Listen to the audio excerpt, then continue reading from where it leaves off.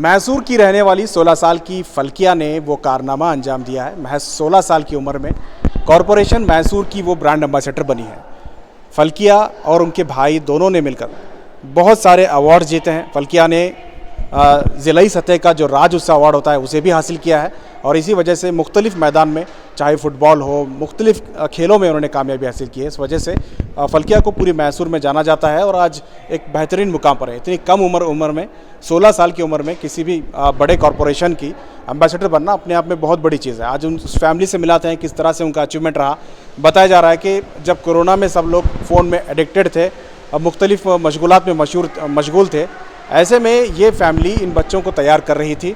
उन्होंने motivational speaker बनना या तकरीर किस तरह से करते हैं, ये सारे चीज़ों पे इन बच्चों पर मेहनत की और इसका नतीजा कोरोना के बाद ये ब्रांड एम्बेसडर बन गई मैसूर कॉरपोरेशन की। तो कहीं ना कहीं एक बड़ी कामयाबी, बड़ा achievement.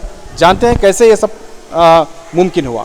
Brand ambassador Mysore corporation की तरफ से आपको बनाया गया है, क्या अचीवमेंट रहा, क्यों बनाया गया? मैं एक Indian book of record holder हूँ पब्लिक स्पीकिंग के में, और मुझे ब्रांड एम्बेसडर बनाया गया क्योंकि मैं एक पब्लिक स्पीकर हूँ और मैं ज़्यादातर यूथ्स को कनेक्ट करती हूँ।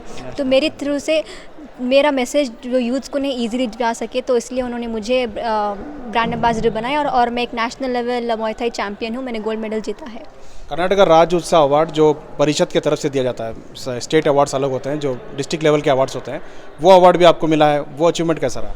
हाँ, वो लाइक मैं सबसे यंगेस्ट हूँ मुस्लिम कम्युनिटी की गर्ल्स में, तो मुझे first time at a youngest age और मुस्लिम कम्युनिटी में मुझे फ़र्स्ट टाइम मिला है। तो वो भी मेरी अचीवमेंट के बेस के ऊपर है। मैंने ज़्यादातर मोर दैन 2000 स्टेजेस सब स्टेयर किए हैं अक्रॉस कर्नाटका, और मैं बहुत सारे competition, national level public speaking competition में ज्वाइन होके medals, first prize, second price सब जीता है, तो इसीलिए मुझे वो दिया गया। अभी आपकी उम्र क्या है और क्या पढ़ रहे हैं? मैं 16 ईयर्स की हूँ और मैं फर्स्ट PUC पढ़ रही हूँ। आप अभी से आपको इतना अचीवमेंट मिला है, आपको कॉरपोरेशन, मैसूर कॉरपोरेशन की तरफ से ब्रांड एम्बेसडर बनाना बहुत बड़ी चीज़ है। अभी आगे आप क्या करना चाहते हैं, क्या टारगेट है आपका?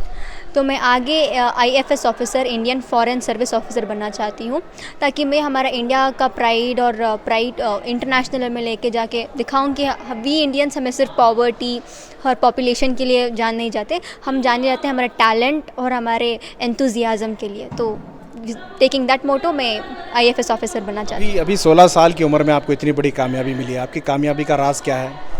मेरे पेरेंट्स के ऊपर पूरी कामयाबी जाती है, क्योंकि उन्होंने फ़र्स्ट ऑफ ऑल मैं इतनी कॉन्फिडेंट नहीं थी जब मैं 3 साल पहले, इतनी कॉन्फिडेंट नहीं थी, इतनी बोल्ड नहीं थी, तो वो सब जाता है मेरे पेरेंट्स के ऊपर। उन्होंने मुझे ये पब्लिक स्पीकिंग का जो आर्ट होता है उन्होंने मुझे इंट्रोड्यूस कराया, और ऐसे ही बढ़ते बढ़ते उन्होंने आज मैं जो भी हूँ उनकी तरफ से ही हूँ। अच्छा, आज भी बहुत सारे बड़े बड़े लोग भी जो हैं जब स्टेज पर आते हैं तो लड़खड़ा जाता है, कैमरे के सामने आते हैं तो बोलने से हिचकिचाते हैं, क्या टिप्स हैं उन लोगों को?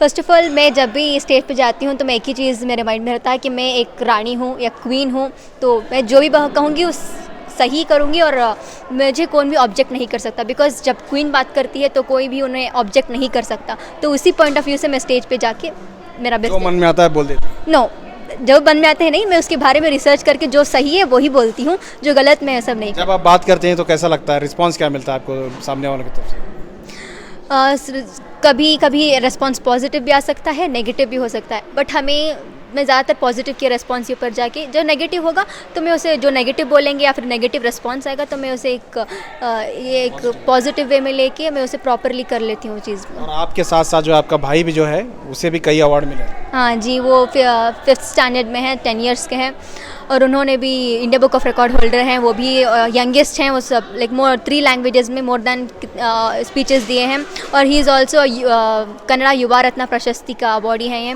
और ये भी एक नेशनल चैम्पियन है मुआय थाई किक बॉक्सिंग में। तो मेरी, क्या नाम है आपका?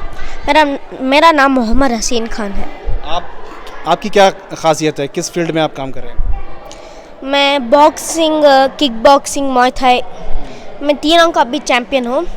मैंने मुआय थाई में नेशनल लेवल में ब्राउन्स मेडल जीता है, और दूसरे में सारे फर्स्ट मेडल, गोल्ड। आप क्या बनना चाहते हैं? मुझे बड़े होकर एरोनॉटिक इंजीनियर। और अभी किस लैंग्वेज में काम कर रहे हैं, किस लैंग्वेज में आप तकरीर करते हैं? Mostly English. उर्दू सेकेंड बोलते हैं। और आपके वालिदैन का कैसा कोऑपरेशन है आपके साथ में, कितने घंटे आपके लिए मेहनत करते हैं? Every hour.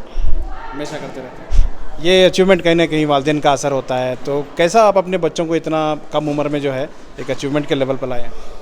अस्सलाम वालेकुम। पहले तो हाँ, वालिदैन कर को बोले तो उनका है ना रिस्पॉन्सिबिलिटी बहुत ज़्यादा हो जाती है जब बच्चे हो जाते हैं, और हमारा ड्यूटी तो 24 आवर्स बच्चों के लिए हमारा डेडिकेशन, हमारा टाइम पूरा है ना होता है। सो वो हमें समझ है, उससे ज़्यादा बच्चे जो हमें है ना बोलते हैं वो चीज़ों को है ना उन्होंने एक्सेप्ट कर को, उसे समझ को उसके ऊपर है ना चलने को जा रही। मे बी उनकी है ना जो माँ बाप की तरफ जो सिंसियरिटी है, ओबीडियंसी है, उनको है ना आज ये लेवल को ले लेकर को है कर को है ना बोलने पसंद करते हो। अच्छा, आपके शोहर कितना कोऑपरेशन रहता है ये पूरे काम में, इतनी मेहनत में? मेरे ख्याल से 100% शौहर का कर को है ना बोलने पसंद करती हूँ कि कर को बोले तो नॉर्मली घर के बैकू बच्चों को है ना ये लेवल को है ना पहुँचाने पढ़ाने ये करते नहीं, पढ़ा दल को शादी कर दलो खाली अत्ताच मोटर रहता है सो। मगर हमारे हस्बैंड का मैं इतना है ना बहुत ज़्यादा तुम्हारे एक चैनल के थ्रू से मैं उनका थैंक यू बोलना चाहती हूँ। एक बैकू बच्ची को उन्होंने है ना एक बॉक्सर बना को है, एक पब्लिक स्पीकर बना को है, पब्लिक स्पीकर बॉक्सर से ज़्यादा एक पब्लिक फिगर सेलिब्रिटी को है ना बना को है उन्होंने इतनी छोटी उम्र में। उनके बहुत सारे बिजनेस रहती, उनके दूसरे टाइम आ रहती, वो सब चीज़ को सैक्रिफाइस कर को, पैसे होंगे टाइम होंगे, वो सब चीज़ को सैक्रिफाइस कर को आज बच्चों को यहाँ तक ले लेकर कोई। आप ये पूरे काम के साथ साथ इस्लामी तहजीब, इस्लामी तौर तरीके को भी बरकरार रखें हैं कैसे? मैं ये बोलना पसंद करती हूँ, मेरी बेटी तहज्जुद गुजार है, तहज्जुद की नमाज़ पढ़ती है, 5 टाइम की नमाज खुराना वो सभी है ना, वो सभी हमें है ना वो चीज़ इस्लामी तरीक़े पर वो नमाज़ सभी पढ़ने में आज इतनी कम उम्र में उसे है ना आज लेवल को है ना गई कर को बोलने पसंद। बिल्कुल बिल्कुल, उनके वालिद भी हमारे साथ हैं। सर, एक बड़ा अचीवमेंट आपके दोनों बच्चों का है, इतनी कम उम्र में एक कामयाबी मिली है, कैसा लगता है आपको? अस्सलाम वालेकुम रहमतुल्लाहि बरकातहू। ये बहुत बड़ी खुशी की बात है, और बच्चा में पूरे बच्चा में टैलेंट रहता है, ये पेरेंट्स का हक़ रहता है बच्चा की टैलेंट से निकालने का। मैं ये रिक्वेस्ट करता हूँ पेरेंट्स को, बहुत टाइम बच्चों को पेरेंट्स निकाले बोल के, मतलब उनकी काबिलियत को समझें, जो सलाहियत समझे, और घर में जो औरत थी वो बच्चों के ऊपर निगाह रखे और बच्चों के इल्म के ऊपर एक तवज्जो दे। मैं यही अपील करना चाहता हूँ। अच्छा, आपकी बच्ची जो है, आगे आपका टारगेट क्या है? आपके बेटे को आप कहाँ तक देखना चाहते हैं? नहीं, आगे बहुत इंटरनेशनल लेवल तक आ जाते हैं बच्चे। बच्चा में बहुत टैलेंट्स है, उनकी टैलेंट से निकालने के लिए उनको क्या ज़रूरत है हम पूरा ये कर रहे हैं। आप क्या करते हैं? मेरा ग्रेनाइट का बिजनेस है मैसूर में। अच्छा, बहुत बहुत शुक्रिया। देखिए, एक फैमिली है मैसूर की, किस तरह से अपने बच्चों को, दोनों बच्चों को किस तरह से उन्होंने मोटिवेट किया है, उन पर मेहनत की है, जिसकी वजह से वो आज एक इतनी कम उम्र में एक बेहतरीन मुकाम पर पहुंचे हैं, और आगे भी उनका जो टारगेट है वो काफ़ी मजबूत है। आगे वो बहुत कुछ करना चाहते हैं, पहले से ही उन्होंने तय किया है। इसी तरह से अगर तमाम वालिदैन अपने बच्चों पर तवज्जो देंगे तो कहीं ना कहीं बहुत कम उम्र में उन्हें कामयाबी मिल सकती है। कैमरा पर्सन समीर के साथ शाहिद काजी, बेंगलुरु।